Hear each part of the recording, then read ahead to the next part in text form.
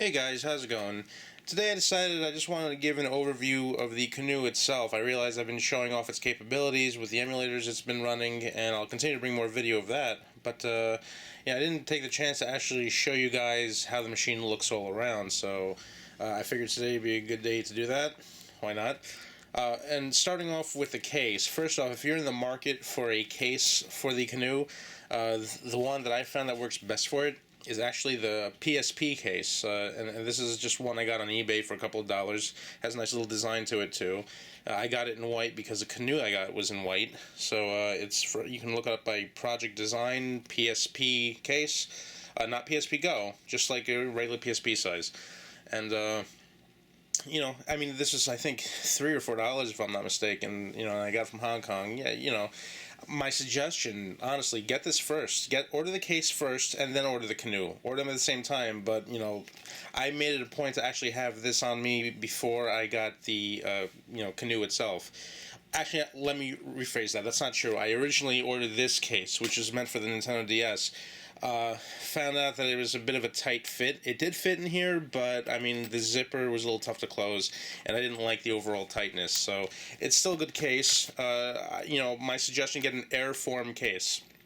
Airform is my favorite because it's very thick, and if you drop it, it absorbs a lot of impact. Overall, really good. But make sure you get an Airform case meant for the PSP. That's the best fit for the CAANOO. It fits in there snug.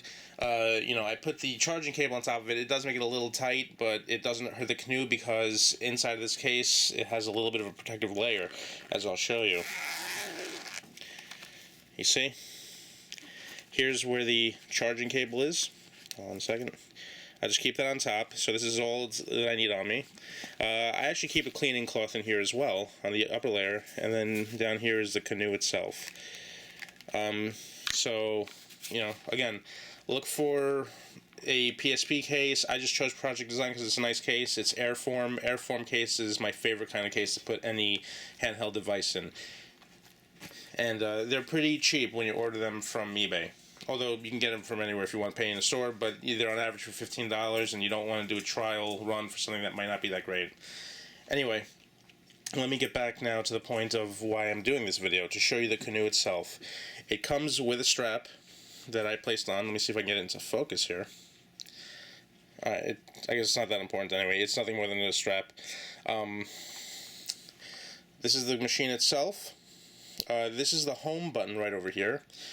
You press that to exit, whatever emulator you're in. Sometimes you have to press the home button along with the right trigger in order to, for some emulators, like I believe the NES needs that.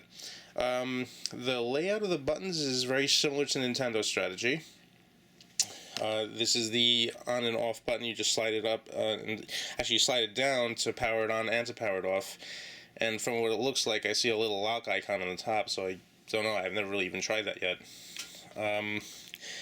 Down here on the bottom, this is where you would plug in the charging cable. Right down here. See that? That's where that goes. And as far as this little slot right here, it's for a Wi-Fi dongle and a USB dongle, I guess. But you can connect actually a USB stick to it. I don't bother with it because I can just do that directly with my computer. But yeah, that's how you would transfer items to it. And you connect also a Wi-Fi dongle. They sell for this separately. I don't bother with it because I don't know anybody else, personally who has a CAANOO. And I don't really intend to play this online. I have an Xbox 360 for that sort of thing, as well as a PlayStation Vita and everything else. So this is just more of a personal gaming device overall. So they have these buttons here that are 1 and 2. For most emulators, it pretty much means select and start. Again, I'm talking about this nub here. I think the Neo Geo Pocket was the first handheld to come out that had this sort of I don't want to call it a D-pad, but I guess a thumbstick. but this is perfect for a small handheld device. The PS Vita has a very good one. It's actually a thumbstick. This is more ingrained, but let me tell you something. As far as going up, down, left, and right, I've not found it to be problematic for old games, even though they normally use a D-pad. Yes, I have pushed it in a direction it didn't follow because of, it doesn't have a direct four-way track. But still, I mean, I've really had no problems playing with it like this so far. I really enjoy it. And this is the power LED right here. If I turn it on, you'll see it glow. See, it lights up in blue. That's how it powers up. Okay, and this is a weird configuration. I don't know why they thought to do this, but the audio, these are the speakers right here towards the back. Why? I don't know. I don't know what they were thinking. But yeah, that's where they have it. These are the speakers for them. It's in the back. It doesn't hurt anything. You still enjoy the sound just fine. It's just weird. It's kind of a way. And there are times where you play, and the nature of how you hold these handhelds sometimes, you go like this, and your fingers, let me see if I can flip it around, can block this sometimes. You'll know because you won't hear the audio as well, and then you move it off. Not a big deal, just a strange design choice. I mean, I don't understand. They don't have room over here, to stick one here, one here. I don't know. Maybe it was just they had to do it, and it was the way it worked in their design. Okay. This is the volume knob. I kind of like this, actually, where it's built in, where you kind of just pull it in. Let me see if I can... you just rotate it up and down. That's how you make the volume work. And hold on, let me just shut this down before I pull out the memory card. This machine uses a standard SD card. I believe you can put up to a 32 gigabyte in there. I have a 16 right now. So you pop this open. And let me just pop this out real quick. And here it is. This is where I have my... let me put that down. This is basically where I have my oodles and oodles of games right on this memory card. And it's a 16 gig, plenty of room for these things. Should I ever find myself needing more space, I'll simply get a 32 gig and we're good. The beauty of this is that this is the only thing you'll ever need for all your games. You don't have to carry around extra memory cards as long as you get something of a decent size. And SD cards are cheap. They don't cost much. So, anyway, that is the slot for it. Just give you a view. Let me just put this back in. How did I have this? Here, I think like this. Yeah, that's it. So that covers it up.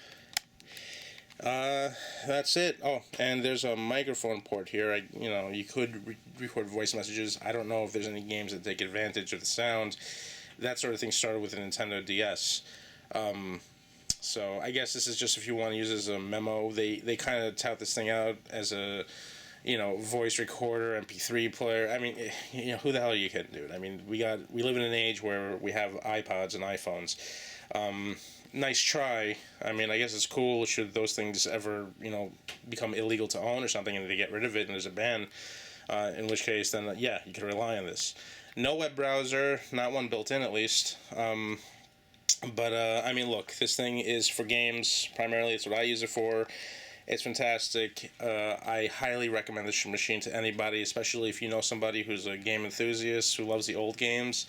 Or who's just into homebrew, because there's plenty of homebrew apps on this as well. And there's a lot of wonderful stuff, which I have yet to toy around with. Anyway, that's it. This is my overview of the CAANOO. I hope you guys enjoyed it. Again, really, really fantastic portable gaming device. My favorite that I've ever owned so far. Okay, take care, guys.